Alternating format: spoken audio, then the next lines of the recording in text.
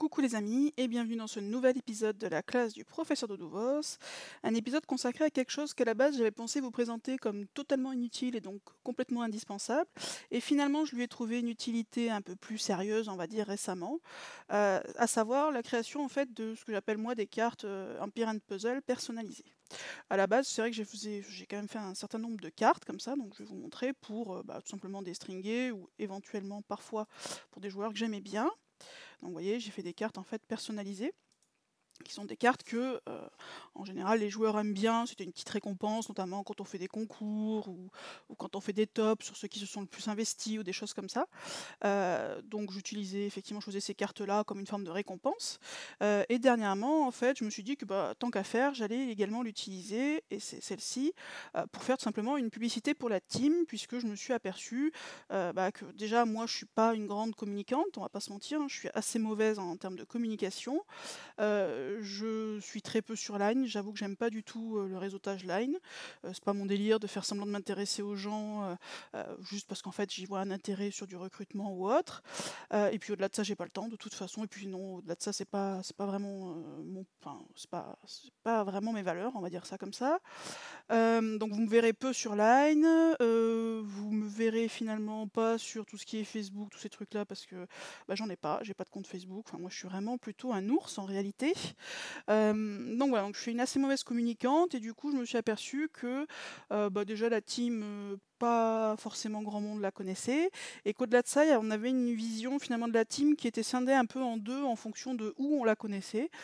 Ceux qui la connaissent de cette chaîne, bon qui est, on va pas se mentir, un peu, comment dire, avec un public assez restreint, voyaient ça comme une team très sérieuse, parce que c'est vrai que je fais des vidéos qui sont en général plutôt sérieuses, et ceux, qui le voient là où je suis le plus souvent, à savoir le recrutement quand je recrute, voyaient ça comme une team plutôt, axée, déconne et fun, parce qu'en fait je fais des pubs qui sont, on va dire alternatives, basées un peu sur l'humour, le second degré, pas toujours de très bon goût du reste. Et donc du coup, voilà, les gens avaient cette vision un peu scindée de la team, les deux visions étant bonnes du reste, mais les deux visions étant complémentaires. Donc je me suis dit que voilà, fallait faire quelque chose pour essayer du coup déjà de communiquer un peu davantage sur notre équipe, qui est d'un niveau quand même, je trouve, qui est devenu d'un niveau quand même très correct, pour faciliter aussi le recrutement, parce que le recrutement actuellement c'est une tannée, et je me refuse toujours à débaucher, donc du coup forcément ça le rend encore bien plus difficile. Donc voilà, donc du coup j'ai créé cette carte, Empire and Puzzle, que du coup certains de mes codires qui eux, sont un peu plus modernes que moi, ont des comptes Facebook, ont donc posté sur Facebook. Hem Et voilà, pour, aussi, faire un petit point, sur la team. Donc j'en profite d'ailleurs sur cette chaîne pour le faire, puisqu'il me semble que j'avais fait une présentation de l'équipe quand j'ai commencé cette chaîne, autant dire il y a un bail, et il faut dire que la team a quand même pas mal évolué. Donc j'en profite du coup, pour, vous refaire un petit peu le speech sur la team, faire une petite publicité, hein, faut dire les choses comme elles sont, et après je vous expliquerai du coup comment créer ces cartes EEP personnalisées. Sachant que, enfin moi j'appelle ça les cartes, Empire and Puzzle pour les nuls, puisque moi je ne maîtrise absolument pas Photoshop, je maîtrise non, je maîtrise pas d'ailleurs, je sais utiliser à peu près, Paint.net, et encore pas toutes les fonctions. Donc moi je l'ai fait exclusivement sur Paint.net, donc c'est gratuit, du coup c'est plutôt pas mal. Vraisemblablement qu'il y a des façons beaucoup plus efficaces, beaucoup plus rapides, beaucoup plus jolies de les faire. Bon, moi je vais vous montrer encore une fois comment faire ce que j'appelle, faire des cartes, Empire and Puzzle pour les nuls, à savoir les personnes qui, comme moi, sont quand même pas très bonnes en nouvelles technologies. Donc je vais vous expliquer comment on peut faire ça. Après c'est toujours pareil, hein, elles seront plus ou moins jolies, plus ou moins abouties en fonction du temps que vous allez passer dessus. Parce que, faire une carte un petit peu poussée, comme cette dernière-là, alors déjà on va dire que j'ai appris au fur et à mesure du temps, hein, puisque mes premières cartes sont quand même beaucoup moins jolies que ça. Hem Mais au-delà de ça, ça demande du temps, ça demande un peu de précision. Encore une fois, je pense que l'usage de Paint.net est pas le plus efficace pour ça, mais au moins ça a le mérite d'être gratuit et d'être accessible, y compris aux noobs comme moi en matière de technologie, donc c'est pas plus mal. Donc ça sera sur la deuxième partie, je vous expliquerai un peu comment on fait. Sur la 1re partie, donc je vais vous faire un petit point sur la team, pour vous expliquer, du coup, comment elle a évolué par rapport au début de la chaîne, puisque donc comme vous le voyez, c'est indiqué ici. Alors j'ai mis unique, mécanique, bon, j'avoue que je suis pas hyper fan, je trouve que ça fait un peu je me la pète. J'aurais voulu mettre irrévérencieux, mais j'ai eu peur que ça fasse ce qui nous correspond, je trouve, plutôt pas mal, mais j'ai eu peur que ça fasse peur à certains, même si je trouve que l'irrévérence est une qualité qui se perd.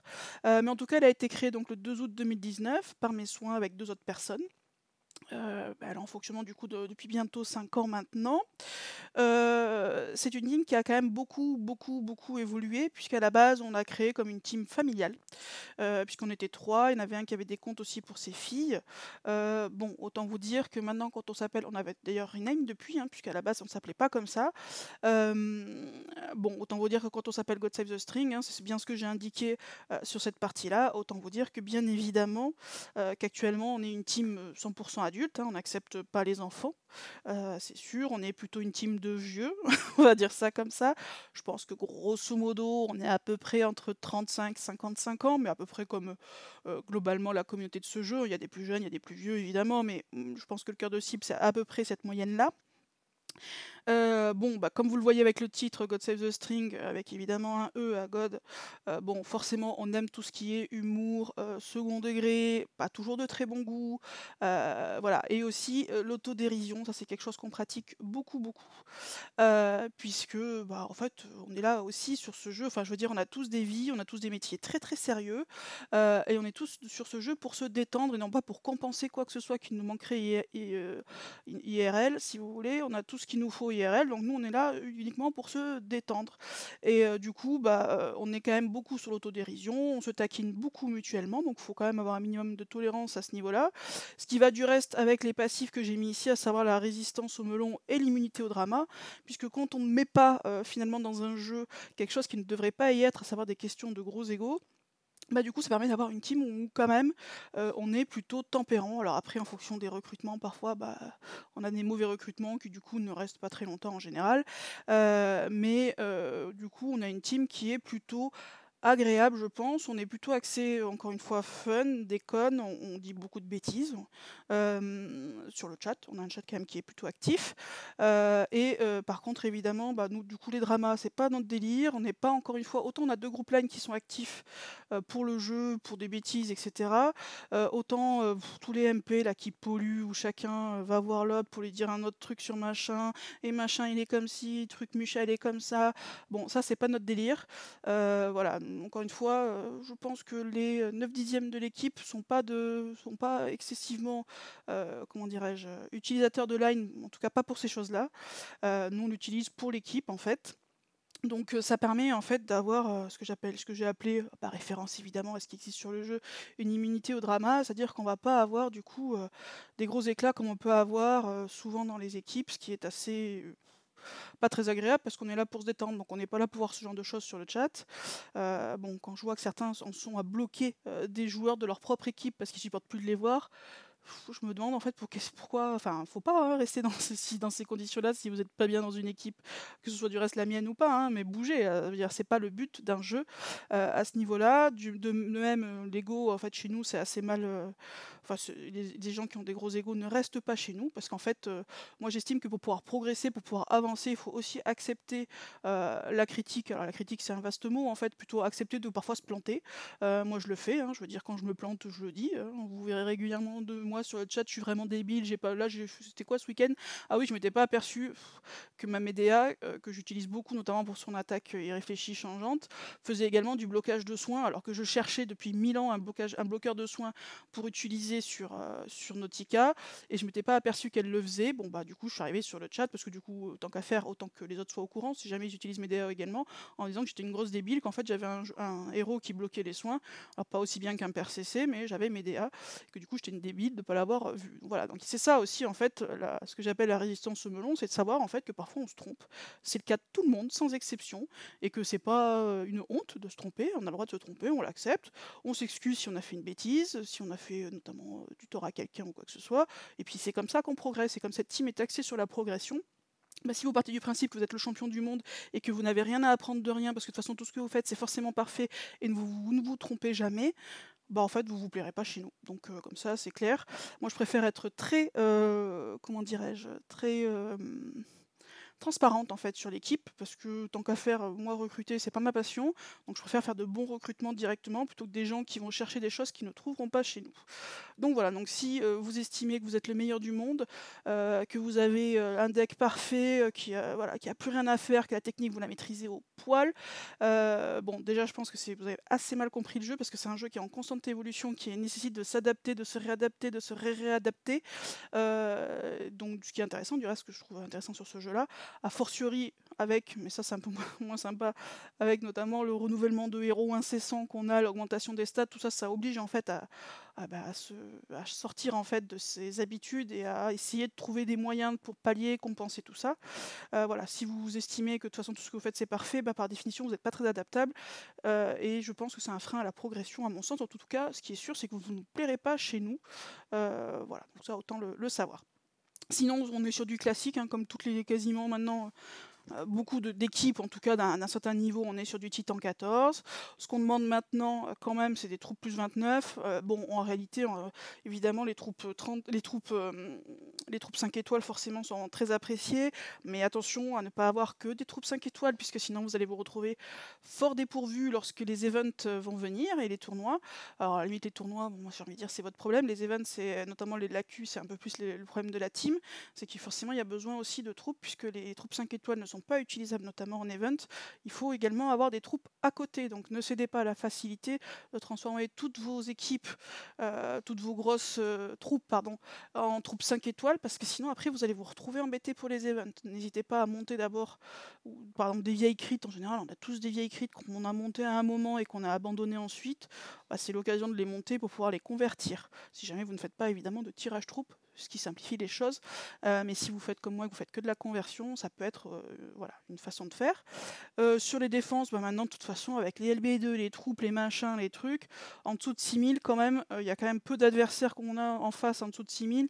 Et chez nous, même les free-to-play sont quand même pas très loin du 6000, voire ils sont d'ailleurs. Donc maintenant, on demande quand même une défense à plus de 6K. Bon, de nos jours, voilà, ça implique juste du LB2. Les LB2 sont là maintenant de manière suffisamment, enfin, ça fait suffisamment longtemps qu'ils sont là pour qu'on en ait au moins 3-4 dans son équipe. Donc du coup, ça permet d'avoir des défenses à plus de 6000. Ici, en top team, j'ai marqué top 100, puisque globalement, alors je vais y revenir ici sur les différents événements maintenant qu'il y a dans le jeu.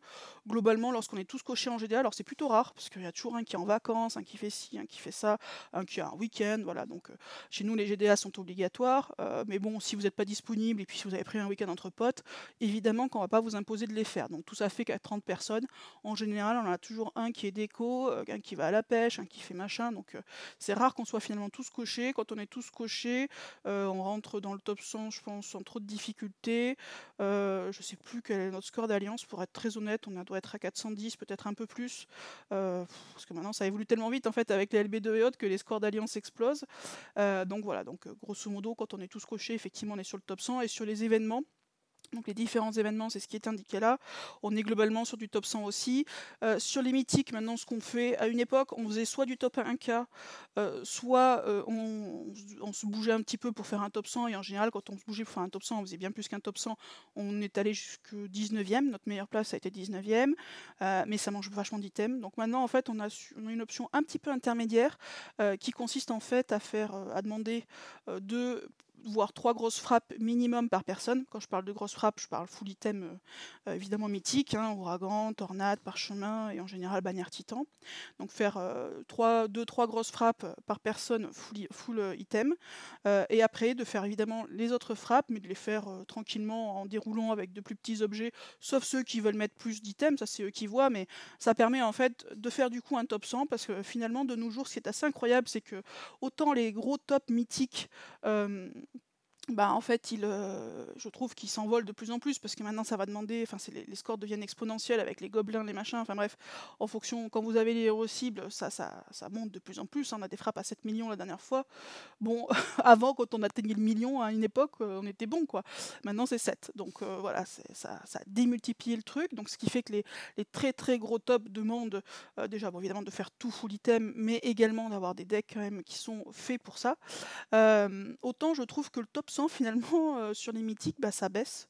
Parce que voilà, encore une fois, nous on fait, la dernière fois j'ai demandé 2 ou 3 grosses frappes, ça fait plusieurs fois que je fais ça et plusieurs fois qu'on accroche malgré tout un top 100. Alors certains font plus que ça, d'autres se limitent à 2 grosses frappes et malgré tout on arrive à choper des top 100 comme ça. Je trouve que c'est un bon compromis finalement. Évidemment qu'on pourrait monter beaucoup plus haut que ce qu'on fait. Je sais plus combien on a fini le dernier. Ah si, le dernier je me souviens bien parce qu'on était 69e, donc j'avais assez espéré, garder le top 69, pour des raisons, que vous devinez j'espère.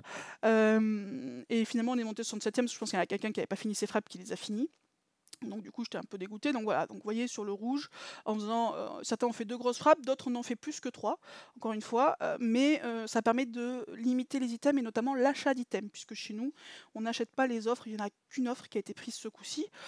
Du coup, en fait, les items, on les renouvelle via les titans, pour ceux qui évidemment prennent pas d'offres. Le laboratoire d'alchimie qui permet aussi d'avoir des gros objets de combat, donc parfois des parchemins, parfois des ouragans, parfois des bannières titans, parfois d'autres objets qui nous intéressent pas, mais ça permet aussi de renouveler les stocks par ce biais-là, et du coup, sans prendre d'offres, de faire finalement, à la base, je mettais top 1K ou top 100 en fonction des envies, bah maintenant j'ai mis top 100 tout court, en mode éco, puisque voilà, il suffit finalement, je pense que je vais demander maintenant 3 grosses frappes pour assurer le top 100, parce que ce serait quand même dommage de finir 102e ou 103e juste parce qu'il nous a manqué une frappe. Je pense que je vais demander à tout le monde 3 grosses frappes sur chaque titan, sachant que nous, ce qu'on fait par contre, c'est qu'on les fait en mode éco, certes, mais on les fait aussi de manière sérieuse, à savoir qu'on optimise nos équipes. Donc je demande de les faire passer via Line, on essaye de les optimiser pour qu'elle soit bien. On travaille aussi la technique via notamment des vidéos. Je ne l'impose pas, mais je conseille vivement de faire des vidéos de ces frappes pour améliorer la technique, parce que c'est aussi comme ça en fait qu'on arrive à faire des top 100 sans griller énormément d'objets, parce qu'en fait on a une bonne technique, ce qui permet de multiplier les points. Hein, donc voilà, nous grosso modo les mythiques actuellement c'est mode économie et entraînement constant, puisque il n'y a pas de raison. Du coup les meilleurs font aussi des exemples pour les moins bons. Les moins bons je fais toujours ou même tous du reste, je fais toujours des débriefs, parce que même les meilleurs, parfois on fait des petites erreurs sur les frappes, on essaye de corriger et de peaufiner un petit peu les choses. Donc voilà, donc chez nous les mythiques c'est ça, c'est plutôt éco, enfin pas plutôt éco, et entraînement, en accrochant un top 100 qui sera pas extraordinaire, hein. Actuellement je pense pas, enfin on verra peut-être si un jour on a envie de se challenger un peu davantage pour monter plus haut, mais bon, je me dis que le top 10 de toute façon nous est clairement inaccessible, hein, faut dire les choses. On n'a pas les équipes pour, de toute façon, et vraisemblablement qu'on n'a pas non plus la technique suffisante auprès des 30 je veux dire, joueurs pour. Donc le top 10 nous est inatteignable, et le reste après de toute façon c'est un top 100, donc c'est un peu idiot de gâcher finalement trop de gros items, parce que ces gros items là encore une fois on peut pas les farmer, c'est ça un peu la difficulté, contrairement aux events où on peut farmer les objets, bah là on peut pas. Donc notamment quand on joue en free to play c'est plus compliqué à avoir. MI, donc la dernière fois j'ai mis top 25 parce que la dernière fois on a fini 23e. Donc c'est Monster Island, hein, l'île aux monstres. Ça j'avoue c'est un event qu'on aime beaucoup parce que c'est très rigolo à jouer. Parce qu'au-delà de ça, nous notre force, on n'est pas ceux qui avons les plus gros decks, on n'est pas probablement les plus techniques non plus.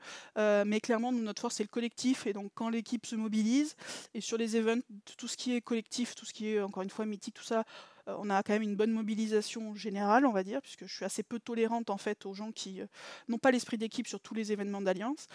Donc on a une bonne mobilisation et en plus on s'amuse bien. J'avoue que sur l'île aux monstres c'est quand même très rigolo. Enfin bon, nous on fait des gangbangs de hordes, enfin bon bref, on s'amuse quand même beaucoup.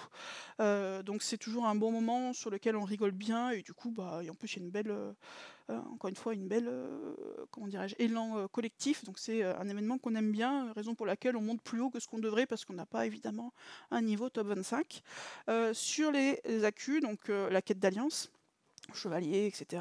Chevalier mousquetaire, ça dépend en fait, on varie. Parfois on est sur des modes 1K, donc c'est un top 1000. Alors le top 1000 honnêtement c'est pas compliqué, il suffit juste que tout le monde finisse et c'est tout. Ça évidemment c'est le minimum chez nous de finir la quête d'alliance, ça me paraît assez évident.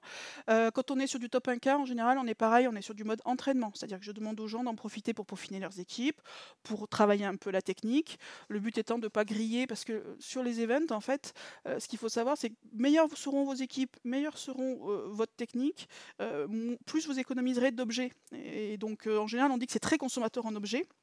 C'est pas faux, mais c'est pas totalement vrai non plus.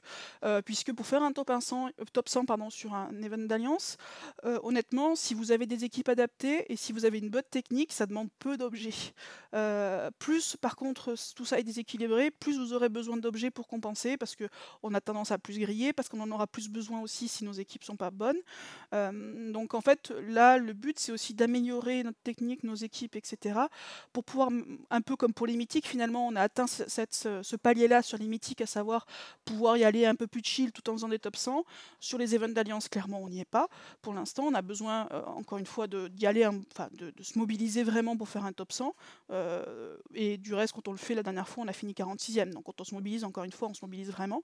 Mais voilà, moi, mon but, c'est d'améliorer technique équipe pour que on puisse finalement enquiller les top 100 sur les events d'alliance sans tirer la langue. Parce que c'est un peu la difficulté sur les events d'alliance, c'est que ça, quand vous n'avez pas de bonnes équipes, quand vous n'avez pas la bonne technique, ben vous grillez beaucoup d'objets, beaucoup de pop au monde, et du coup c'est difficile d'en faire à chaque fois sans tirer la langue ou sans prendre des offres.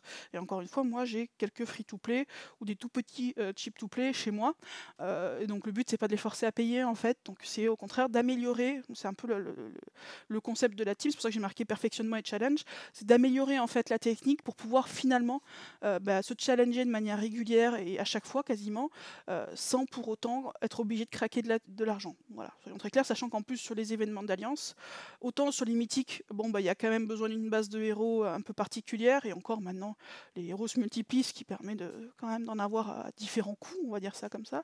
Autant sur les événements d'alliance, même si vous êtes free to play, si vous avez un deck qui est bien monté, et ça d'ailleurs ça sera une vidéo que je ferai, parce que bien souvent, on voit que les gens focalisent sur les 5 étoiles et oublient complètement leur deck de 3 et 4 étoiles.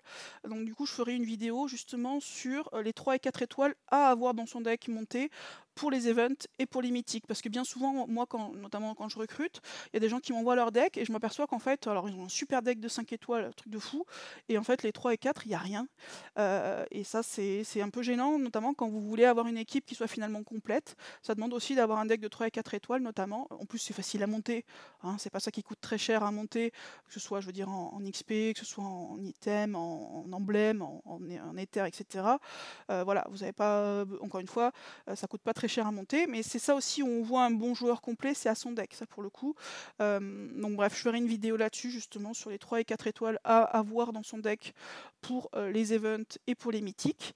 Mais voilà, nous, notre but, encore une fois, c'est de se perfectionner et de se challenger aussi, parce que sinon, on s'ennuie un petit peu dans ce jeu. Hein, si on faut quand même avoir des petits coups de peps, un petit peu comme ça, où tout se motive. Au-delà de ça, c'est quand même beau, je trouve, d'avoir des projets d'équipe où tout le monde se mobilise. Alors certains vont dire, ah, ça coûte très cher en item. Ça coûte très cher, encore une fois, en item, parce qu'en fait, vous savez pas bien le faire. Ou alors, j'aime pas, ça c'est aussi un truc qui est très régulier sur les mythiques ou les events d'alliance. Alors après, on peut aimer, pas aimer, c'est pas le souci. Mais souvent, en fait, les gens n'aiment pas parce qu'ils ne savent pas faire et donc ils n'y arrivent pas. Et il faut reconnaître que quand on n'arrive pas à faire quelque chose, ben, on l'aime pas. Ça, c'est assez logique, sauf à être un peu masochiste, mais en général, c'est ça. Moi, mon but, c'est qu'en fait, tout le monde progresse au niveau de la méthode. Je veux dire, moi, j'ai pris des gens qui, encore une fois, ne savaient absolument pas scorer, c'était pas leur délire, tout ça, et de leur apprendre à déjà le faire et à se perfectionner, à affiner les équipes, à affiner la technique, parce que plus on apprend, plus c'est facile, plus on apprécie aussi au-delà de ça. Donc voilà, donc nous c'est un peu, c'est pour ça que j'ai mis en perfectionnement et challenge ici, parce que c'est vraiment le but. Pour l'instant, donc sur les accus, on peut pas faire à chaque fois, enfin si on pourrait le faire, mais honnêtement, ça mettrait en difficulté certains de mes joueurs qui n'ont pas forcément les plus gros decks et qui payent pas. C'est pas le but.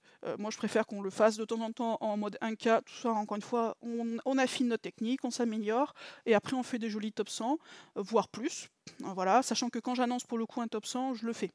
Hein, ça, moi, ça me fait toujours marrer des gens qui annoncent des top 100 voilà, pour faire venir des gros joueurs. Grosso modo, quand ils sont en recherche à la fin, vite, ils veulent remplir leurs équipes parce qu'ils sont pas full pour l'événement. Ils annoncent des top 100 qu'au final ils font pas, ou ils annoncent des tops de fou si je vais faire top 10, mais en fait je le fais pas.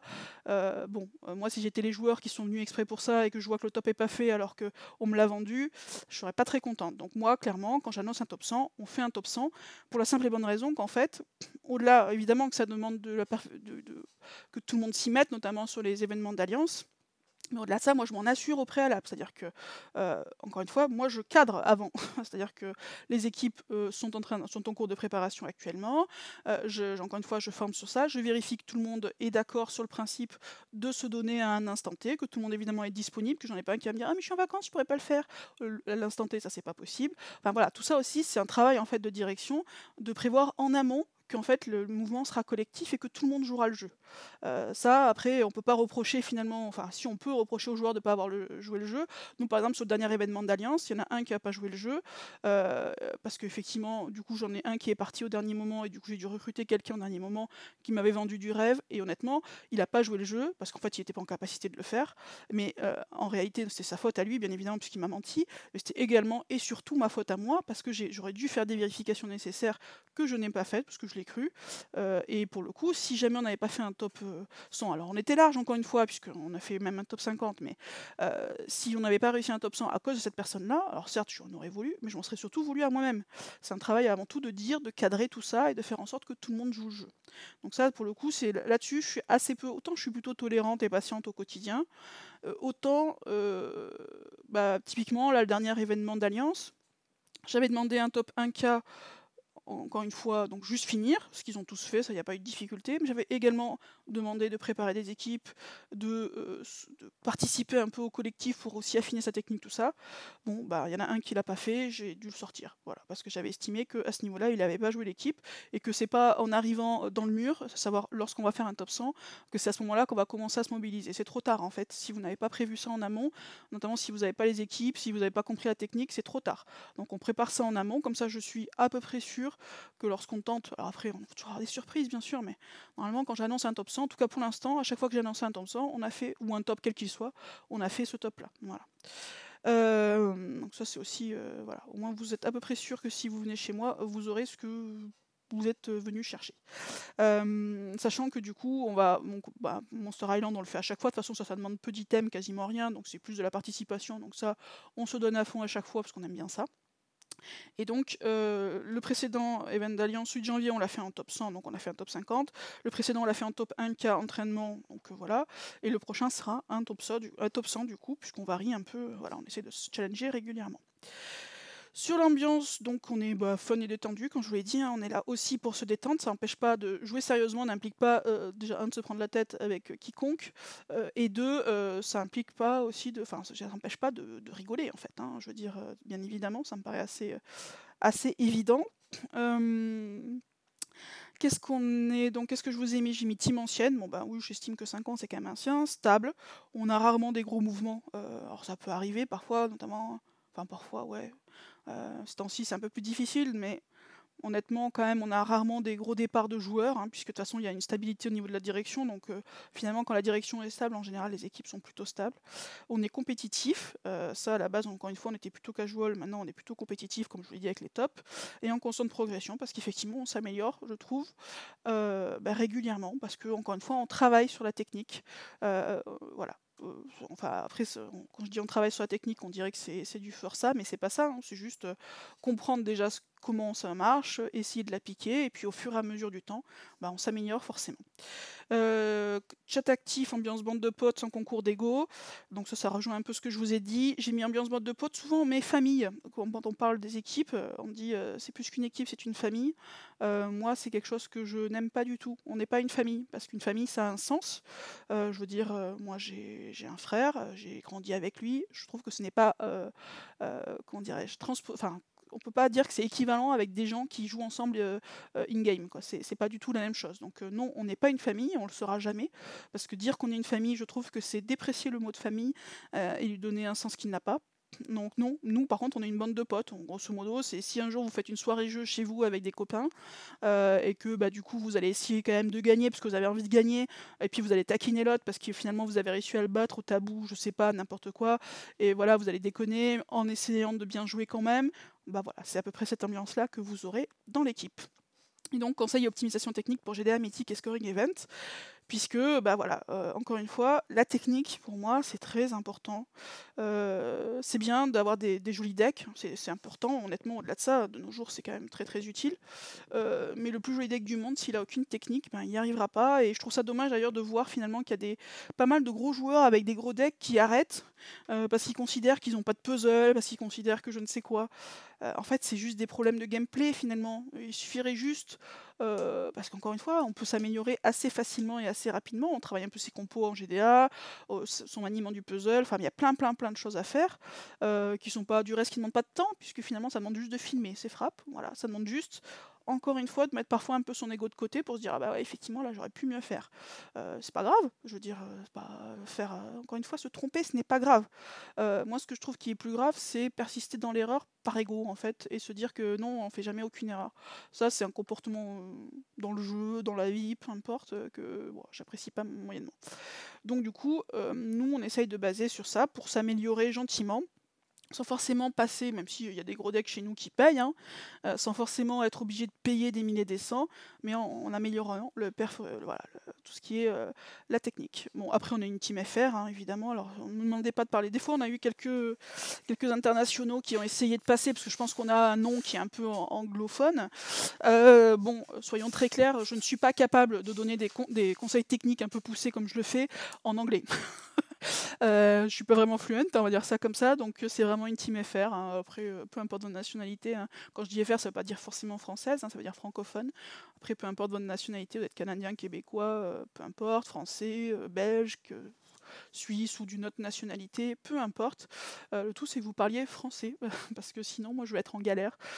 Et pour le coup, chez nous, encore une fois, ça c'est quelque chose auquel je tiens, c'est que chaque demande de conseil il y a toujours une réponse à tous les conseils et puis une réponse un peu approfondie parce que honnêtement dire quand on vous montre 3 héros et dire ah ben lequel je monte et qu'on répond, je trouve que ça n'a aucun sens en fait, hein. Par exemple un deck ça s'analyse dans sa globalité, c'est pas juste en fonction de 3 héros, ça va demander aussi savoir si on a les emblèmes, si on a les éthers, enfin bref, ça demande d'être un petit peu pointu. Donc chez nous, voilà, chaque demande de conseil, il y a une réponse qui est plutôt pointue. On fait des débriefs également pointus sur les frappes, tout ça. Enfin voilà, j'essaye encore une fois d'être un petit peu euh, bah, pointu parce qu'en fait la technique ça demande un peu ça. Et c'est quelque chose auquel je tiens notamment que tout le monde ait une réponse à toutes ces questions. Voilà, qu'est-ce que je voulais vous dire d'autre? À la limite, je trouve que ce qui représente peut-être le plus la team dans cette image, c'est celle-ci, à savoir ce que j'appelle moi le string signal. Je suis assez fière, on va pas se mentir, parce que déjà techniquement je savais pas le faire et j'ai appris à le faire pour cette carte, je vous expliquerai comment. Mais finalement c'est ça, je trouve, qui représente le mieux l'équipe, puisque si vous le regardez un peu rapidement, vous avez l'impression que c'est un bas de signal. Effectivement, ça ressemble fort à un bas de signal. Mais sauf qu'en fait, si vous regardez bien, c'est pas une chauve-souris, regardez le blanc plutôt que de regarder le noir, et vous verrez qu'en fait c'est un fondement. Et donc voilà, je pense que ça représente assez bien l'équipe, une équipe finalement avec le côté un peu, alors Batman c'est bien vite dit, mais bon, vous voyez ce que je veux dire, un peu, voilà, un peu, du reste Batman aussi c'est le seul super-héros qui n'a pas de super-pouvoir, mais qui y arrive quand même, bah, ça fait un peu nous, et au-delà de ça un fondement, parce que c'est ça aussi l'humour et le second degré. Donc voilà pour cette petite présentation de l'équipe. Si jamais vous voulez nous rejoindre, n'hésitez pas. On a potentiellement une place actuellement, quoi qu'il en soit, ça tourne toujours un peu. Donc si vous voulez, à ce moment-là, je vous fais signe, hein. De toute façon, le problème, c'est que quand on arrive au-delà d'un certain niveau, eh ben, on a des arrêts. Parfois, on a certains joueurs qui sont en pause parce qu'ils ont quelques difficultés IRL et que voilà, moi, je retiens pas les joueurs. Je leur dis, bah, prenez un peu de temps pour vous et revenez quand vous avez envie. Voilà, certains ont quelques petites difficultés IRL qui sont en train de régler, ils reviendront plus tard quand ils seront prêts. Donc ce qui fait qu'on a un petit roulement, des gens aussi qui se plaisent pas, parce que encore une fois, on est quand même une team, je pense, particulière, notamment au niveau peut-être de l'humour, ouais, de l'humour probablement. Et puis encore une fois, on est assez peu tolérant, enfin on n'est pas gros égaux compatibles, on va dire ça comme ça. Donc ça peut ne pas matcher, donc parfois on a des recrutements qui se passent pas bien, enfin qui se passent pas bien, en tout cas qui ne matchent pas, donc les gens vont ailleurs. Mais voilà, donc du coup on a forcément comme tout le monde un peu régulièrement de la place. Ceux qui disent que ils sont que les gens restent, en fait c'est faux, hein, c'est juste qu'ils recrutent par derrière et puis voilà, ça tourne toujours dans une équipe. La nôtre ne fait pas exception, donc encore une fois, pour l'instant alors je suis en attente de voir mais je pense qu'on a une place. Si jamais, en tout cas vous voulez, n'hésitez pas à candidater via Line. Encore une fois, je vous demanderai, comme pour tout le monde, je le fais pour tous, d'envoyer votre deck et vos troupes, parce que je trouve que ça permet déjà de voir un petit peu si vous avez ce qu'il faut. Je trouve également que l'analyse de deck permet de savoir en fait aussi un peu la qualité du joueur, et aussi ce qu'il aime ou ce qu'il aime pas dans le jeu, en fonction de ce qu'il a monté ou pas. Donc, je trouve que ça en apprend quand même pas mal. Et puis au-delà de ça, ça me permettra aussi de vous présenter l'équipe si vous en avez besoin. Et voilà. Donc, sachant que, bon, évidemment, on demande les 6 frappes GDA, ça me paraît être la base. Je demande de la coordination en GDA, parce qu'actuellement, avec notamment les grosses défenses, quand on a des decks qui sont plutôt hétérogènes, ça demande de se coordonner. Ça ne veut pas dire d'être connecté H24, ça ne veut pas forcément dire d'attaquer tous ensemble, mais par contre de la coordination, c'est-à-dire qu'évidemment, si les gros se font les petits, parce que c'est plus facile et comme ça ils vont OS et faire plein de points, ça ne matche pas en fait, parce qu'après les petits se retrouvent face aux grosses def, full troupe 5, full héros méta, qui ne peuvent pas passer. Donc je demande à ce niveau-là de la coordination, à savoir que chacun joue son jeu. Sur les titans, très sincèrement, je m'en contrefiche. Si vous ne voulez pas le taper, si vous n'avez pas le temps de le taper, je m'en balance, puisque de toute façon, actuellement, on est plutôt obligé de freiner des 2 pieds, on est obligé de mettre des limites sur les titans de frappe, parce que sinon, en fait, ils descendent beaucoup trop vite. Donc moi, honnêtement, je ne demande pas titan à la connexion, je trouve que ça n'a pas plus trop de sens, en fait. En réalité, ils descendent tout seuls. Par contre, je demande à ce que les frappes soient limitées jusqu'à 12 heures pour les titans classiques. Après, si vous n'avez pas tapé, tant pis, on tue le titan, puisqu'à 12 heures ça permet de recharger pour la fois suivante. Pour les rares, par contre, j'attends tout le monde parce que le loot est un peu plus important et je trouve ça quand même normal d'attendre. Voilà pour la présentation de la team. Maintenant, je vais vous expliquer un peu comment on fait ces cartes. Donc, vous voyez, on peut faire. Donc, ça, c'est une carte de pub. Celle-ci, c'était l'avant-dernière carte que j'ai faite. Enfin, il y a eu la carte de pub. Avant, j'en ai fait une autre. Avant, j'ai fait celle-ci. Donc, vous voyez, on peut faire plein de choses. Et celle-là, c'était l'avant-dernière pour le coup que j'ai faite également. Donc voilà. Ce qu'il faut savoir pour faire comment on fait ces cartes-là, la première chose en fait, c'est tout simplement de prendre une carte EEP, Empyrean Puzzle. Donc je vais vous montrer par exemple pour la carte de team, la carte de base, ça a été celle-ci. Voilà. Donc ça c'est la carte de base, donc vous prenez une carte d'un héros. Si vous voulez faire des cartes LB2, prenez un héros qui est déjà LB2 évidemment. Là aussi on le voit, c'est un peu en filigrane si on regarde avec un peu de précision. En fait on voit qu'en fait c'est la carte d'un héros que j'ai pris tout simplement dans la def d'un de mes joueurs, tout simplement. Je voulais une carte verte, donc voilà. Ça, c'est la base. Après, le premier travail à faire lorsqu'on veut créer une carte Empyrean Puzzle personnalisée, en fait, c'est finalement de ce que je l'appelle la rendre vierge, à savoir enlever tout ce qui concerne le héros en question pour pouvoir finalement ajouter les éléments qui vous sont propres. En fonction du degré de précision, moi j'avoue que je mets beaucoup de détails parce que j'essaie de faire quelque chose de très personnalisé, en tant que possible en tout cas pour le joueur. Donc je mets des passifs, je mets des LB2, je mets des trucs. Donc parfois ça peut m'arriver de changer la classe, la famille évidemment pour les cartes des stringés, je mets évidemment la famille string, même si comme je vous l'ai dit le terme de famille je suis pas hyper fan, mais bon, bande de potes c'est un peu long donc ça marche pas très bien et puis ça correspond pas à une vraie carte finalement.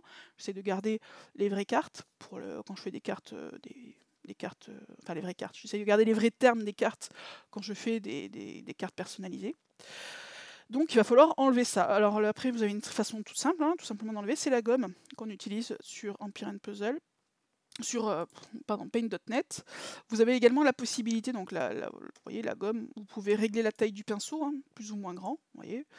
Si je pars sur un pinceau tout fin, par exemple, je sais pas, de quelques pixels, de 5 pixels, autant vous dire que j'en ai pour 8 heures. Donc bien évidemment, vous adaptez la taille de votre pinceau. Voilà, vous voyez, même 40, parce qu'en fait la carte a une grosse définition. Donc du coup, d'ailleurs, je vais zoomer un petit peu. La carte a une grosse définition, donc du coup il faut des plus gros tailles de pinceau. Vous pouvez par exemple faire sur du 200, ça vous permet de faire grossièrement. Attention, et c'est là toute la difficulté, notamment c'est la partie la plus embêtante. Puisqu'en fait il va falloir essayer de ne pas toucher notamment à ce que vous voulez garder. Puisque autant il est facile d'enlever sur Paint.net, autant quand vous allez devoir recréer des choses, que ce soit des bordures ou des choses comme ça, en fait c'est extrêmement difficile. Donc n'hésitez pas, par exemple là, voilà, je fais ça et je fais « Ah mince, j'ai débordé, bon c'est pas grave, je reviens en arrière, hop, voilà, et j'évite de déborder. » Et du coup, plus vous vous approchez des bords, plus vous avez tout intérêt à réduire la taille de votre pinceau pour avoir un peu plus de précision. Voilà. Après, en fonction de votre degré de précision, vous allez pouvoir considérer que par exemple ça c'est suffisamment précis. Là, vous voyez, j'ai débordé par exemple. N'hésitez pas à zoomer également, hein, parce que c'est beaucoup plus facile quand c'est zoomé en fait. Parce que tout ça est fait à la souris, hein, donc c'est à main levée, vous voyez. Quand je suis loin, c'est difficile d'être précise. Quand je suis proche, vous voyez, c'est déjà beaucoup plus facile. Et plus je prends un pinceau, voilà, bon, je vous fais ça rapidou, hein. Plus je prends évidemment un pinceau, enfin la taille de pinceau importante, plus ça sera difficile d'être précis. Plus je zoome et plus je prends un pinceau fin. Vous voyez, là je suis sur du 35 par exemple. Si je veux vraiment avoir de l'ultra précision, et on va pas se mentir, moi je suis un peu. C'est le problème, c'est que je suis hyper perfectionniste. Vous voyez, on passe sur du 2, et là on a vraiment quelque chose, par exemple, de super propre, parce que vous pouvez vraiment être sûr d'avoir ça comme ça. Voilà. Et là vous avez une ligne qui est super droite, super propre, grâce à ça, grâce au zoom, et en utilisant un pinceau un peu plus fin. Mais bon, pour ça il faut être quand même avoir du temps, parce que ça prend du temps. D'ailleurs, je vous recommande fortement de faire ce que j'appelle des cartes vierges. Vous voyez, moi par exemple, tac, j'ai en fait en fonction des couleurs, alors sur les LB2 je les ai pas toutes parce que je les ai pas encore toutes faites, mais j'ai une carte vierge toute prête, hein, voilà, qui d'ailleurs mériterait d'être un peu peaufinée, mais bref. J'ai une carte, alors là c'est du JPEG, donc du coup c'est pas la bonne, c'est plutôt celle qui est en PNG, voilà. Voilà. J'ai une carte qui est toute prête, vous voyez, j'ai enlevé un peu tout, j'ai enlevé comment dirais-je, l'image centrale. J'ai également enlevé, je vais vous expliquer comment, le nom en fait du héros, pour pouvoir mettre ensuite le nom de votre équipe ou le nom de votre joueur. Qu'est-ce que j'ai enlevé d'autre? J'ai enlevé le LB2 tout en essayant de reconstruire un peu le cercle, c'est un peu difficile pour pouvoir mettre un LB2, mais vous n'êtes pas obligé de le garder, hein, vous pouvez faire autre chose. J'ai également ici, vous voyez, enlevé toute la CS, hein, toute la vitesse de mana, le nom de la CS et la CS elle-même. J'ai également enlevé le petit logo ici, donc toujours pareil, hein, ça c'est avec de la gomme, hein, tout simplement. Vous pouvez également faire une chose, mais qui est un peu plus difficile à manier, c'est la baguette magique. Vous voyez, la baguette magique va vous permettre en fait comment dirais-je, de sélectionner tout ce qui est côte à côte et qui a une couleur similaire, sachant que vous pouvez augmenter en fait la tolérance. Vous voyez là par exemple, si j'augmente un peu plus la tolérance, ça va prendre toute la carte parce qu'en fait tout est vert finalement dans la carte, enfin très vert. Plus je diminue, vous voyez, moins ça va prendre sélectionner de choses, parce que ça va considérer qu'en fait il faut avoir vraiment la couleur quasiment identique à celle sélectionnée. Mais vous pouvez par exemple, vous voyez là, si je fais ça par exemple, ça m'a déjà sélectionné quand même pas mal de choses. Après je mets supprimer, donc ça va me supprimer tout ça. Vous voyez, j'ai déjà supprimé pas mal. Donc ça va pas. Après je peux peaufiner évidemment et terminer de peaufiner avec la gomme. Tac, vous voyez, comme ça, voilà. Mais ça m'en a déjà supprimé un certain nombre. Évidemment, plus c'est des.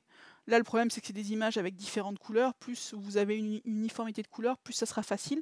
Je vais vous montrer. Donc, la baguette magique peut être très utile.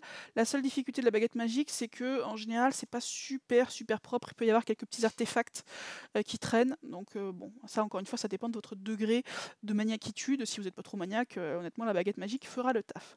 Comment je fais, par exemple, pour enlever fronde? En fait, c'est très simple. Vous voyez, là, vous voyez, on voit qu'il y a une couleur en fait qui est dessous et front qui est écrit par-dessus. En fait, tout simplement, ce que je fais, c'est que je pique la couleur de fond. Je prends ensuite un pinceau, voilà, et j'efface en fait en mettant la couleur de fond par-dessus fronde. Bon, je vous le fais rapidou. Là, vous voyez, j'ai débordé un peu parce qu'il y a une autre couleur au-dessus. Il faudrait que je zoome pour que ce soit un peu plus précis, mais vous voyez, j'ai finalement effacé assez rapidement ça. Ce que je peux faire également, je vais remettre fronde. Tac. Ce que je peux faire également, et ce que je fais, c'est qu'en fait, je pique la couleur, parce que j'essaie d'avoir quelque chose qui est assez proche de la carte initiale, donc je pique la couleur, notamment de fronde, de la police avec laquelle on écrit fronde. Vous voyez, donc je peux avoir deux polices, une primaire, une secondaire. Donc là, ce que je vais faire, c'est que je vais effacer fronde. Et vous voyez, c'est quand même vachement. Alors bon, là j'ai dépassé, mais peu importe, c'est juste pour l'exemple. C'est quand même vachement efficace. Et après, ce que je peux faire, je modifie ma couleur et je crie un texte, admettons Duvos. Voilà. Voilà. Bon, évidemment, après, il faut régler la police, il faut régler la grosseur. Moi, en général, j'aime bien utiliser. Alors, c'est un peu. Parce que encore une fois, je ne suis pas une très grande artiste. Moi, j'utilise de l'Arial que je fais en. Je sais pas, faut voir quelle taille est nécessaire. Voyez, admettons Duvos. Paf, je le centre un peu, je le prends, je le centre où je veux. Et voilà, j'ai remplacé le nom. Et du coup, j'ai plus Fronde, mais j'ai Duvos à la place. Donc, du coup, vous voyez, c'est finalement assez simple. Petit tips ici sur la zone là. Ce qu'on peut voir, si on regarde un peu attentivement, c'est qu'en fait, la couleur, elle n'est pas uniforme. Et en fait, parce qu'ils utilisent tout simplement des dégradés de couleurs, hein. Moi, pour me faciliter la tâche, vous voyez, on voit qu'ici c'est plus clair qu'ici, par exemple. Je vais vous le montrer de manière assez simple. Si je pique la couleur qui est ici et que je la mets là-bas, forcément si j'utilise la gomme ça marche moins bien, et que je la mets là-bas, on va voir, vous voyez, qu'il y a une différence de teinte, hein, et parce qu'en fait, même si c'est pas hyper flagrant, en fait, il y a un effet de dégradé qui est utilisé sur la carte. Pour me simplifier la tâche, moi je prends une couleur, en fait, celle que vous voulez, la plus sombre, la plus foncée, c'est vous qui voyez, et en fait, je la mets partout. Notamment grâce à la baguette magique. Alors d'abord, on efface un peu les couleurs adjacentes, donc ça sort le blanc, mais ça va vous pourrir un peu la carte. Hop, j'enlève ça aussi, parce que l'ascenseur, on s'en fiche. Tac, vous voyez, là on voit bien la différence de couleur. Si vous faites ça, même si vous dézoomez, je trouve que on le voit, c'est pas hyper joli. Et le dégradé de couleur, vous allez avoir bien du mal à le conserver de manière à ce que ce soit pas visible. Donc moi, ce que je fais, c'est que j'efface comme ça. Encore une fois, je vous dis pas que c'est la meilleure solution, je vous dis juste que c'est celle que j'ai trouvée, hein, donc qui n'est pas forcément la meilleure. Bon, on efface tout, peu importe, je vais pas aller jusqu'au bout. Après, je sélectionne en fait avec ma baguette. Tac, alors attention, on dézoome parce que pour voir ce que la baguette a pris. Là, vous voyez, ça a pris beaucoup plus large, donc je vais baisser ma tolérance pour essayer de rester uniquement sur cette zone. Alors là, du coup, évidemment, j'ai oublié de faire ça, donc hop. On va enlever la baguette, on va prendre juste ça. Alors, oui, parce que j'ai avec le cadre, ok. Voilà, tac, on peut enlever ça aussi puisqu'on va essayer de le remplacer. Gardez également votre carte originale. Votre carte originale vous permettra d'avoir les bonnes couleurs. Par exemple là, vous voyez, j'efface tout. Bon, c'est sympa, mais si je veux avoir mon vert, bon, je l'ai là encore. Bon, je déborde encore une fois, je vous fais ça vraiment grosse maille, hein. Mais voilà. Bon, j'ai débordé de partout, peu importe. Mais par exemple, si j'efface tout et admettons que j'ai envie de changer le niveau aussi, de mettre autre chose, après j'ai plus ma bonne couleur. Donc gardez la carte originale, puisque ça vous permettra en fait par exemple de prendre la couleur ici pour pouvoir la recréer ensuite. Vous voyez, je prends ma couleur là, tac, et après vitesse de mana, je peux mettre ce que je veux. Ce que vous voulez, bon, on va créer en plus petit que ça. Voilà, mettons vitesse de mana précoce. Voilà. Ça vous permet de garder la même couleur. Sachant que quand même, ce qui est un peu embêtant, alors ça après ça dépend vraiment de votre maniaquerie, c'est qu'en fait, vous voyez, toutes les polices sont en fait contourées avec quelque chose. Ça, vous ne l'avez pas. Enfin, en tout cas, je ne l'ai pas trouvé sur Paint.net. Encore une fois, peut-être que ça existe et que je ne l'ai pas vu. Donc moi, je fais ça à la main. Donc c'est un peu relou, on va pas se mentir. Mais bon, ça, c'est vraiment un degré de précision que vous n'êtes pas du tout obligé d'avoir pour pouvoir vous amuser là-dessus. Donc sinon, voilà, ce que je fais en fait, c'est que encore une fois, je mets une grosse maille, une couleur comme ça. Après, j'essaye, en jouant sur la tolérance, de sélectionner un peu tout, mais pas plus. Voilà, comme ça. Et après, en fait, ce que je fais, une fois que j'ai sélectionné, j'utilise ça qui est le pot de peinture. Et vous voyez, ça m'a, sur toute la zone, à part peut-être un ou deux petits éclats, voilà, ça m'a mis une couleur uniforme, hein. C'est-à-dire que là où c'était plus clair, je vous le refais avant-après, pour que vous voyez la différence. Là, vous voyez, on voit bien la différence de couleur. Et là, vous voyez, grâce à ça, ça m'a uniformisé la couleur. Alors certes, je perds le dégradé de la carte, mais du coup, ça va être beaucoup plus joli ensuite pour vous. Ça, c'est un petit tips. Uniformiser la couleur, notamment sur cette zone-là, ça vous évitera du coup d'avoir des différences de couleur parce que vous n'avez pas sinon la précision nécessaire. Autre petite chose, il y a quelque chose qui est très utile, moi que j'utilise beaucoup. Par exemple, vous voyez ici, ce que j'ai fait, c'est que j'ai mis normalement, on n'a que des LB2, évidemment. Je l'ai mis full LB pour dire qu'on avait beaucoup d'humour et du second degré autodérision. Bref. Comment je suis arrivée à ça? De manière, en fait, finalement très simple. Ce que j'ai fait, c'est que j'ai sélectionné, en fait, alors vous avez différentes formes de sélection. Là, vous voyez, si je prends le rectangle, ça va pas marcher parce qu'en fait, du coup, vous allez prendre au-dessus ou en dessous. Moi, ce que je veux, c'est utiliser uniquement un chevron, d'accord? Donc du coup, j'ai pris en fait cette fonction-là, qui est une sélection au lasso. Alors, on va pas se mentir, ça me demande en général plusieurs essais, où en fait, vous pouvez contourer la forme. Voilà. Vous voyez, là, je suis en train de la contourer grosse maille. En plus, vous n'êtes pas obligé d'être super précis, hein, c'est pas... Tac. Tac et tac. Bon, encore une fois, c'est grosse maille. Après, je fais un CTRL-C, CTRL-V, et en fait, je vais, vous voyez, je la recrée, et après, j'ai plus qu'à la coller au-dessus. Et comme ça, parce que ça aussi, vous pouvez pas en fait le recréer aussi bien que ce qu'a fait SG, enfin, sauf encore une fois si vous êtes très fort. Donc ce n'est pas mon cas, parce que comme vous pouvez le voir, là aussi, il y a un vrai dégradé de couleur que personnellement, je n'arrive pas à recréer. Donc du coup, j'ai pris cette option-là, en fait, tout simplement de prendre, quand ça m'arrange bien comme ça, je prends, hop, je recrée, vous voyez. Alors bon, évidemment, si je le mets pas bien, hop. Bon, je l'ai fait un peu large, il faudrait que je le fasse un peu moins large pour pas que ça empiète sur celui du dessous. Mais bon, je pense que vous avez compris le principe, voilà. Et après, par exemple, je peux, si je le souhaite, vous voyez, là, on voit bien que c'est pas tout à fait la même couleur, mais ça, par contre, parce qu'en fait, tout simplement, ici aussi, j'ai un dégradé de couleur. Donc, en fait, après, il vous suffit juste, par exemple, de prendre la couleur à côté, vous voyez, celle-ci, hop. On va prendre un pinceau quand même plus petit que ça. Encore une fois, tout dépend de votre degré de maniaquerie. Et voilà. Ah bah non. Ah oui, parce que je dois pas être sur le bon. Faut que je mette. Ça aussi, vous allez voir qu'après, quand vous multipliez comme ça un peu les copier-coller, les calques et autres, je vous expliquerai les calques après, vous allez avoir parfois besoin... Ah non, mais c'est pas ça en fait, là c'est juste que j'ai ça.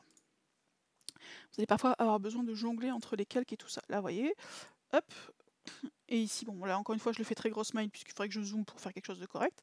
Mais du coup, je vais uniformiser avec la couleur d'à côté puisque en fait, je l'ai piqué d'à côté. Et vous voyez, bon, encore une fois, c'est très grosse maille. Ça me permet de faire semblant qu'en fait, c'est le même. Voilà. Encore une fois, très grosse maille. Et par des copier-coller successifs, ça vous permet d'arriver, si vous êtes un peu précis, pas le faire, encore une fois, je vous le fais très rapidement, ça demande quand même un peu plus de précision que ça. Vous voyez, on ne dirait pas, même en zoomant, si en zoomant, on voit ici une petite zone là, vous voyez, typiquement ça, j'aurais pu le retravailler. Bon, tant pis. Là, on voit, si on regarde bien aussi, qu'il y a une légère différence de teinte. Mais concrètement, si on dézoome un peu, ce qu'on fait en général quand on regarde la carte dans son ensemble, on ne voit pas de différence. Donc ça, c'est très pratique aussi, le copier-coller, quand vous avez besoin. Voilà. Après, pour tout ce qui est image de fond. Bon. Je vais partir de celle-ci et vous expliquer... Ah oui, je vais d'abord vous expliquer aussi un peu comment j'ai fait par exemple les personnages. Où déjà je prends les images. Alors, les images en général, je les prends tout simplement de deux sources, principalement Google Images et Pinterest. Hein. Bien sûr, ça n'a pas vocation à être vendu tout ça. Hein. C'est juste pour un usage exclusivement privatif, hein, puisque ces images ne sont pas libres de droit. Donc, vous ne pouvez pas les vendre. Attention. Hein. Comment j'ai fait par exemple pour ces personnages-là? Donc j'ai trouvé quelqu'un qui faisait des images qui me plaisaient bien. Tac. Enregistrez tout, hein, y compris les différentes versions de votre carte, parce que parfois vous allez coller par exemple un passif et vous rendre compte que finalement il ne va pas. Et sauf que, encore une fois, enlever, une fois que c'est dessus, c'est beaucoup plus compliqué après de recréer, notamment la partie en dessous. Donc n'hésitez pas à... c'est où Tim? Voilà. Tac. Voilà. N'hésitez pas, encore une fois, à enregistrer notamment différentes versions de votre carte. Vous voyez, où j'ai fait carte V9, V5, V6, pour éviter, si j'ai besoin de faire un retour arrière, de le faire beaucoup plus facilement. Alors là, les héros. Vous voyez, ça c'est, admettons, celui-ci. Ça, c'est mon héros de base, celui que j'ai trouvé. Donc il est très joli et tout ça, franchement chouette. Bon, moi, ce que je voulais pour ma carte, vous voyez, bon, si vous avez fait attention, tous les héros, en fait, sont en culotte ou string évidemment, puisque c'est le principe, pour rester sur notre thème de stringuer. Donc vous voyez, tous les héros sont en culotte. Bon, pour les filles c'est facile, je les ai trouvés tels quels, donc ça c'est simple évidemment. Bizarrement, on trouve plus facilement des filles en culotte ou string que des garçons. Par contre, les personnages masculins qui sont ces deux-là, et je voulais mettre évidemment un peu de parité dans tout ça, vous voyez, eux, ils ont l'air d'être en string, sauf qu'à la base, vous voyez, le premier, et le deuxième... Voilà. Il porte un pantalon.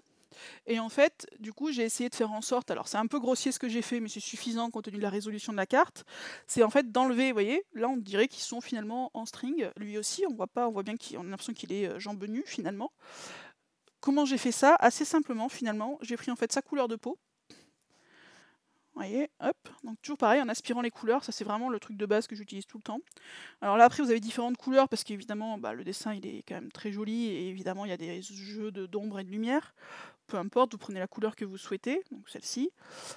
Et après tout simplement en fait j'ai remplacé. Tac. Voilà, j'ai remplacé en fait, on va faire ça un peu plus rapidement, encore une fois ça demande un peu de précision. J'ai remplacé tout simplement son pantalon par un effet peau, on va dire ça comme ça. Je vous le fais extrêmement grosse maille pour que vous voyez. Évidemment, ça nécessite beaucoup plus de précision que ça, sinon c'est moche. Mais voilà, comme ça donne un effet peau. Et j'ai fait pareil avec lui qui a une sorte de glace là. En fait, j'ai vu qu'il y avait cette sorte qui faisait un peu jambière, et du coup, j'ai fait pareil en fait. J'ai récupéré sa couleur de peau. Et vous voyez, l'aspect ici, en fait, je lui ai fait une sorte de slip, quoi, en découpant comme ça. Voilà, et en rajoutant, encore une fois, je vous fais très grosse maille. Après, on remplit. Et du coup, on a l'impression qu'en fait, il porte des bottes de glace et un slip de glace, ou un string de glace, mais que derrière, il est jambes nues. Voilà. Donc j'ai fait ça évidemment pour les deux. Voilà, ça c'est le pareil. J'utilise beaucoup l'aspiration de couleur et après l'application. Ça fait quelque chose d'un peu grossier parce que du coup la couleur est uniforme. Or, sur une jolie image, en fait, la couleur n'est jamais uniforme. Il y a des dégradés, des jeux d'ombre, etc., etc. Mais sur des petites zones, vous voyez, et sur un dessin qui n'est pas forcément énorme, je trouve que ça fait quand même le café, quoi. Bon, si on regarde un peu avec précision, on peut trouver ça un peu bizarre, mais honnêtement, je trouve que globalement, c'est plutôt pas. Enfin, je trouve que ça donne le change, en tout cas. Encore une fois, je pense qu'il y a beaucoup mieux à faire via Photoshop, via tous ces trucs-là, mais je ne sais pas les utiliser, donc voilà. Non, on va pas enregistrer. Donc voilà comment j'ai créé pour les héros. Maintenant, comment est-ce que je les intègre finalement là-dedans? Je vais vous montrer aussi le fond.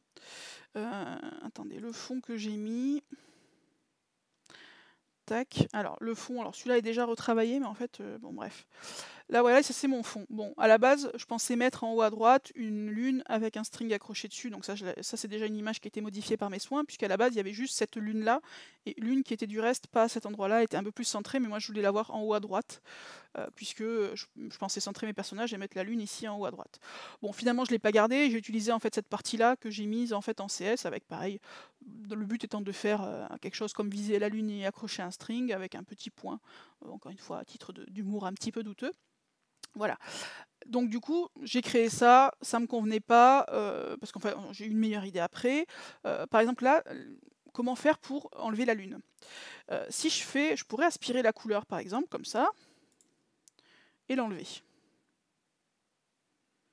Honnêtement, ça fait le taf, je trouve.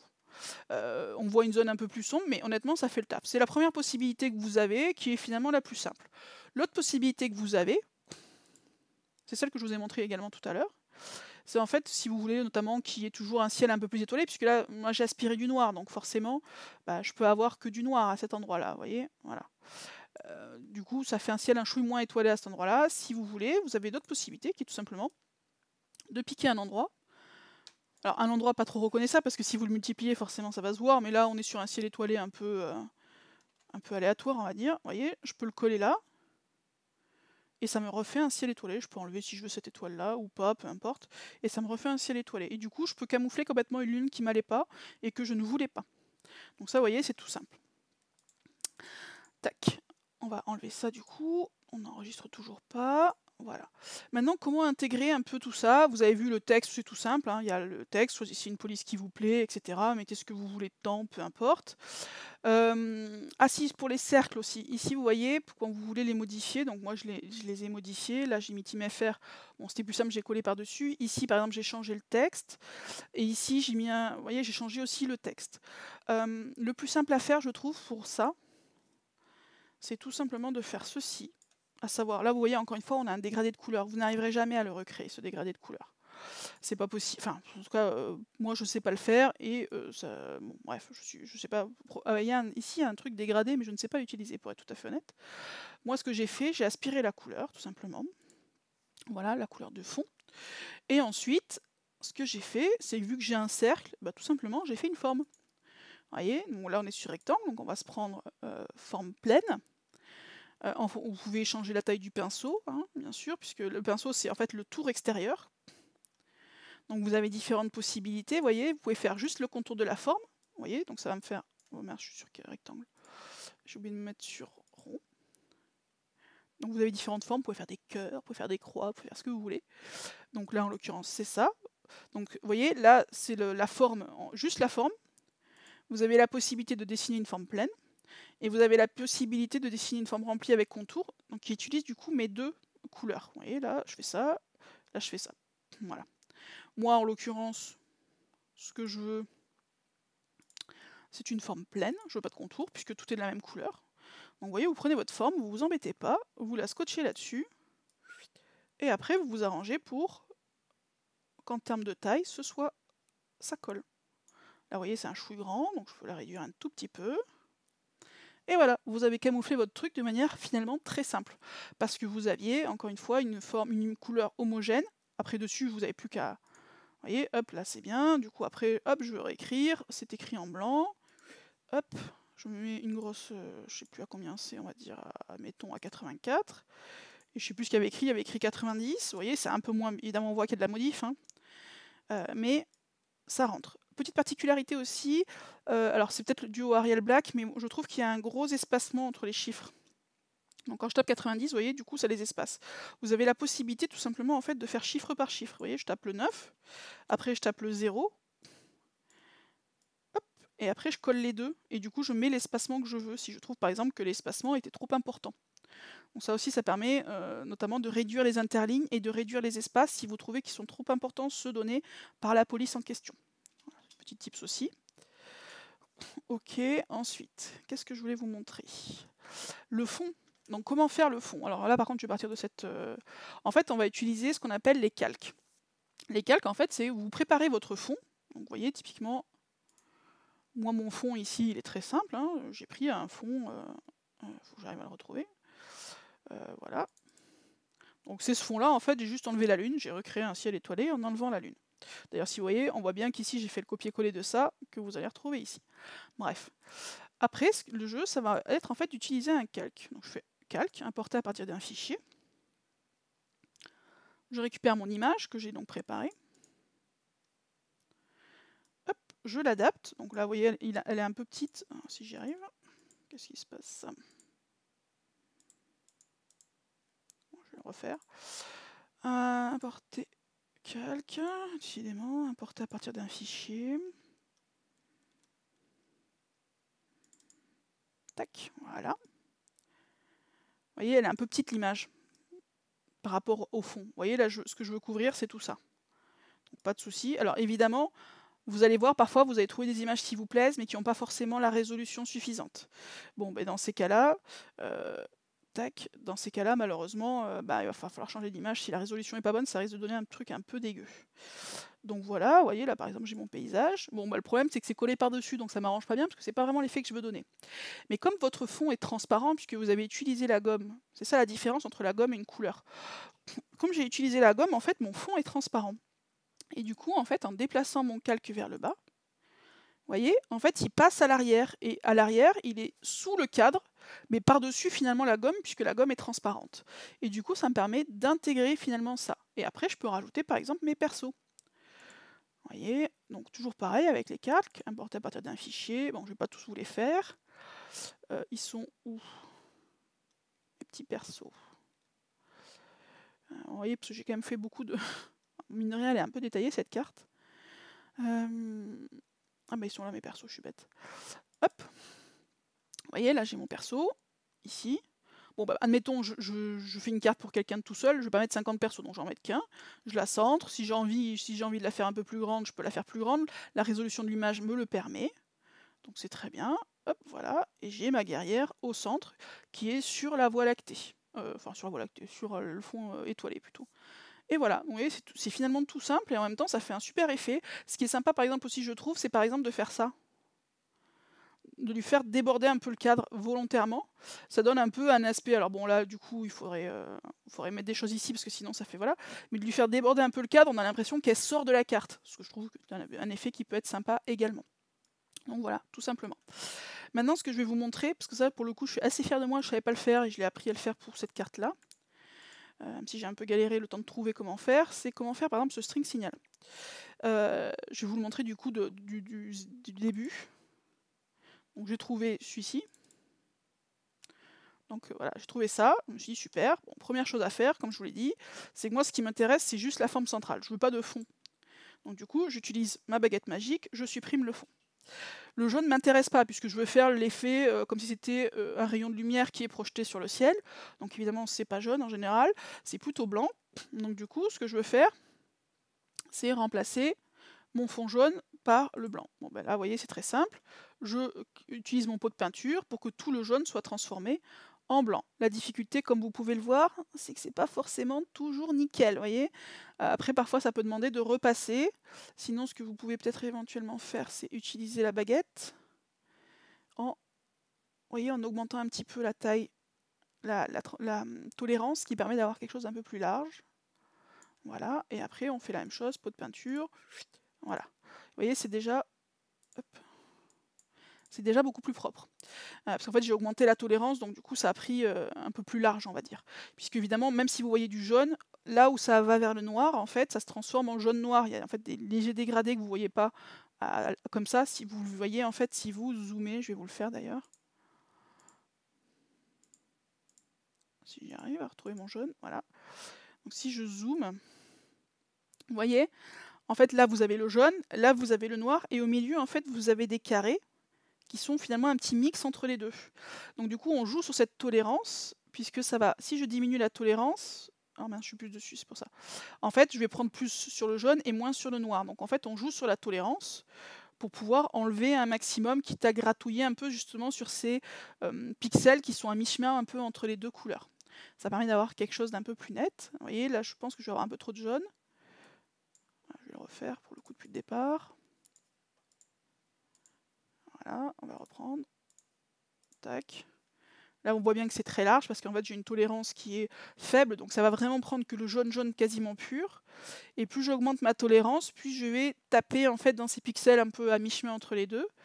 Et du coup, quand je vais utiliser mon pot de peinture, ça va prendre plus large. Et donc, j'aurai plus cette petite bande jaune qu'on voyait. Voilà. Après, il faut savoir arriver à doser entre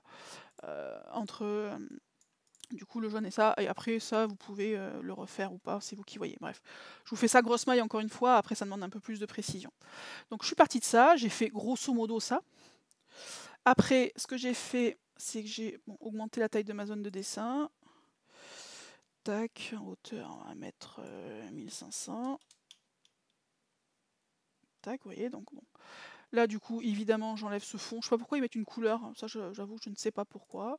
Bon, c'est pas grave, vous faites ça, vous supprimez. Voilà, ça vous fait une grande zone. On va dézoomer un peu pour que vous puissiez voir. Voilà. Et après, comme j'ai voulu faire une forme de halo, vous voyez, j'ai fait tout simplement un triangle, en fait. Ça donne l'image d'un ray de lumière. Comment j'ai fait ça? Alors, très simplement, parce qu'encore une fois, je ne suis pas extrêmement douée. J'ai tout simplement fait des lignes. Donc vous voyez, vous avez différentes formes de lignes. Moi, ce que je veux, c'est du droit. Vous voyez, j'ai fait des lignes blanches, évidemment. Bon, là, je me suis un peu vautrée, peu importe. Tac, je les ai fait partir comme ça. Vous voyez, alors, vraiment, je ne me suis pas embêtée plus que ça, finalement. Tac. Hop, là, vous voyez, j'ai un triangle, grosso modo. Et après, je l'ai rempli avec du blanc. Voilà. Évidemment, j'ai après supprimé cette partie-là comme ça, en rajoutant du blanc. Enfin bref, j'ai retravaillé un tout petit peu ma forme quand même. Là, encore une fois, je vous fais tout ça grosse maille. Si vous voulez faire quelque chose de propre net, ça demande un chouïa plus de précision. Et vous voyez, j'ai eu un losange. Et à partir de là, donc, je suis partie sur ma forme, par exemple ici, on va reprendre celle-ci.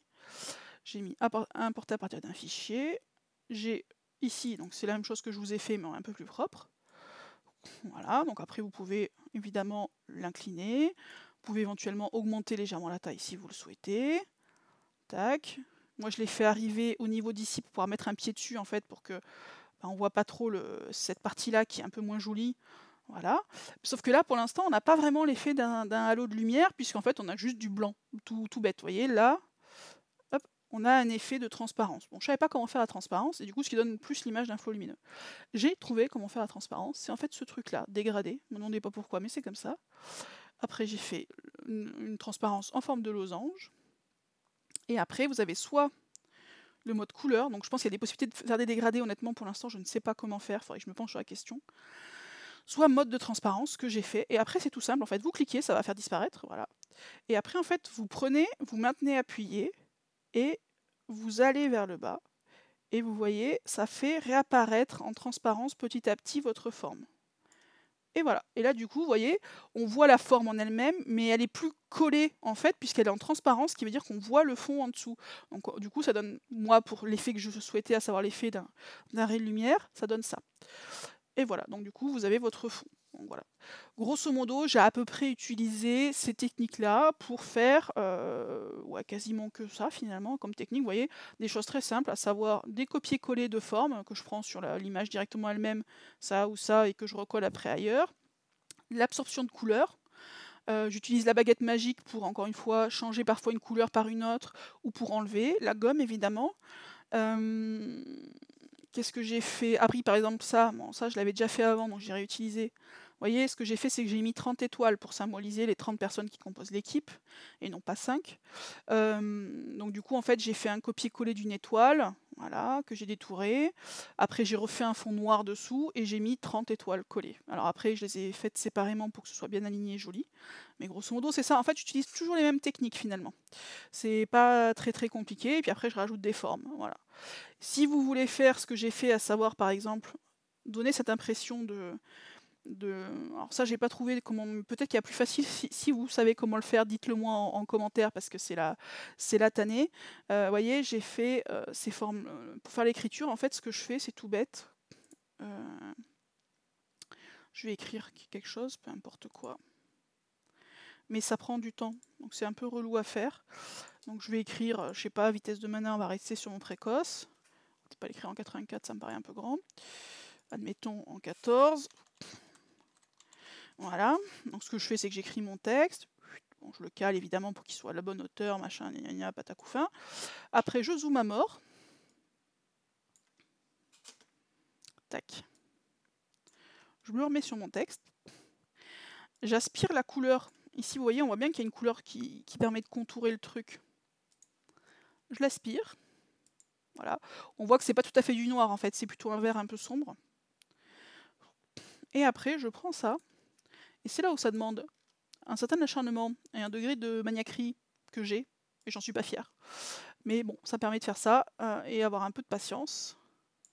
Quand vous voulez faire vraiment quelque chose au top, quand vous voulez faire une carte pour un pote juste pour déconner, vous embêtez pas à faire ça. Mais voilà. Et après, vous faites en fait le contouring de votre à la mano, quoi. Évidemment, il faut être précis parce que sinon vous allez déformer la lettre. Hein, donc il faut être un minimum précis. Bon, vous voyez, ça se fait, c'est pas non plus dingue en termes de temps, hein, mais quand il y a beaucoup de texte, ça peut vite prendre quand même un peu de temps. Voilà. Et par exemple, si je dézoome, du coup, vous voyez, bon, du coup, j'ai pas été super précis sur le P. Ici, il est pas très bien fait, donc c'est un peu rogné. Mais vous voyez, on voit bien la différence. Ici, vous avez quelque chose du coup sans contouring, et là, vous avez quelque chose avec du contouring. Vous pouvez évidemment augmenter la taille en mettant, là, vous voyez, j'ai fait 1 pixel, vous pouvez faire 2.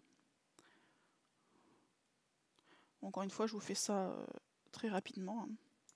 Bon, évidemment, je fais n'importe quoi du coup. Tac.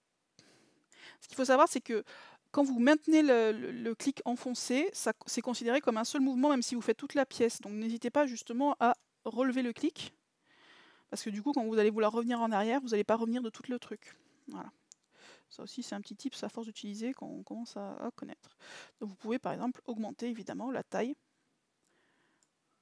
du contouring.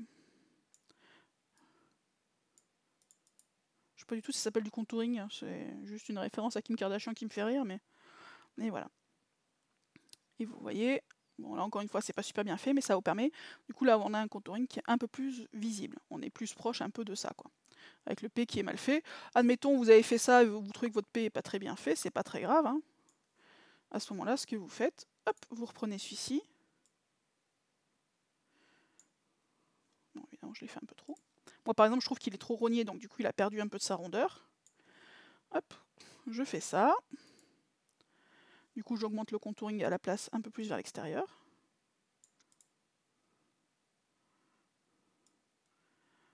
Vous voyez, et mon P est devenu beaucoup plus rond, par exemple, parce que je l'avais fait en fait pas assez rond. Voilà. Bah écoutez, voilà, grosso modo, je pense que c'est à peu près tout. Après, ma foi, c'est juste une question d'imagination. Hein. Comme je vous l'ai dit, vous pouvez mettre ce que vous souhaitez. Vous voyez, nous, on fait des passifs. Par exemple, là, j'ai collé plusieurs images pour faire un passif. Ça, je l'ai créé aussi. Après, il y a de limite finalement que votre imagination. Une fois vous avez ces bases techniques-là, encore une fois, des bases techniques qui sont pas ouf non plus, hein, en termes de voilà, bon, on fait quand même beaucoup mieux que ça, je pense. Il y a des gens qui maîtrisent en fait ce genre de choses, qui vont probablement regarder cette vidéo et se dire: «Oh mon Dieu, mais qu'est-ce qu'elle fait?» Bon, moi, ce que je peux vous dire, c'est que c'est ma façon de faire, qui est encore une fois pas la plus efficace, pas la plus optimale, tout ça, alors vraiment, mais par contre, ça, je trouve que compte tenu encore une fois de mon degré de maniaquerie, que je ne vous invite pas à essayer d'égaler parce que honnêtement, c'est pas forcément comment dirais-je, une qualité, mais bon, on est comme on est. Ça vous permet quand même, je trouve, de faire quelque chose de relativement propre. Voilà. Ah si, après, ce que je peux vous montrer éventuellement, c'est comment recréer par exemple les bordures. Hop, admettons, je vais vous montrer, vous voulez enlever le famille. Vous voulez enlever notamment par exemple ce petit dessin là qui vous plaît pas. Parce que vous voulez mettre, je sais pas, votre truc à vous de team par exemple. Bah, vous l'enlevez, hein, vous n'avez pas bien le choix. Bon, évidemment, vous évitez de déborder sur famille en dessous, ça vous évitera de devoir le refaire aussi. Après, comment je fais? Parce que du coup, évidemment, j'ai ma bordure qui est bouffée, hein, donc c'est un peu con. Bah, c'est toujours pareil, en fait, c'est toujours le même processus, qui est j'absorbe la couleur à côté, tac, je la recrée. Alors bon, là, vous êtes sur des petites zones, donc on met un pinceau un petit peu plus fin quand même. Encore une fois, je vous fais grosse maille. Alors attention, parce que là, comme vous voyez aussi, il y a des dégradés de couleurs, hein. C'est pas tout à fait la même couleur. Donc parfois, ça peut vous obliger à reprendre une autre couleur, par exemple. Mais vous voyez, honnêtement, ça fait quand même plutôt pas mal le taf. Hop, je recrée mon truc, je vous le fais grosse maille, encore une fois. Ça demande un chouille plus de précision. On zoome pour avoir plus de précision. Et là, on voit bien, si vous voulez, on voit bien les couleurs, en fait. Hein, vous voyez, avant, ici, j'ai une couleur, grosso modo, une bande, que vous n'êtes pas obligé de faire celle-ci, ça c'est vraiment si vous avez un gros degré de précision, et après une autre couleur et une bande plus sombre. Bah, vous avez juste qu'à les reprendre en fait, tous ces trucs-là. Hop, là voilà, je prends. Bon là je suis beaucoup trop. On va faire ça, je sais pas, ça doit être du 5 peut-être. Tac, vous voyez. Et je recrée ma bande en fait, tout simplement. Bon, encore une fois, je vous le fais très grosse maille. Je commence à fatiguer à force de faire ça. Bref. Et c'est comme ça en fait qu'on recrée. Bon, encore une fois, vous essayez de faire quelque chose de plus propre que ça, mais pour vous donner un peu une idée, ça vous permet, parce que là encore une fois, on zoome à mort, donc on voit évidemment tous les défauts, mais plus on dézoome, moins les défauts sont visibles. Et vous voyez, après quand vous mettrez une image à côté, tout ça va se fondre finalement. Et vous arriverez à trouver quelque chose d'un peu correct. Là où c'est plus la difficulté, c'est sur ces zones-là, par exemple, où on voit vraiment, dans ce cas-là, il faut arriver à prendre cette couleur-là pour en faire, admettons, je vous le fais comme ça. Admettons, je me plante, je fais un accro. Voilà. J'ai pas fait gaffe, au lieu de faire retour arrière, j'ai enregistré comme ça, donc du coup mon image est comme ça et j'ai pas envie de tout refaire. Vous pouvez recréer. Moyennant, encore une fois, on absorbe la couleur la plus proche. Donc là, vous voyez, je vais recréer cette couleur ici. Tac. Évidemment, essayez d'éviter si vous pouvez, mais parfois, quand il y a notamment un logo ou autre que vous voulez enlever et pour remplacer par un autre, ben, vous êtes obligé. Là, du coup, je prends celle-ci qui est différente. On voit quand même qu'il y a une différence de couleur. Oh, décidément, je ne vais pas y arriver. N'hésitez pas à zoomer, ça vous donnera beaucoup plus de précision, parce qu'en fait, avec la souris, bon, bah, même si vous n'avez pas Parkinson, forcément, vous n'êtes pas ultra précis. Voilà, grosso modo, encore une fois, grosse maille. Et vous voyez, j'ai à peu près recréé ma zone. Si je dézoome, honnêtement, je suis pas sûre que vous voyez forcément la différence, quoi.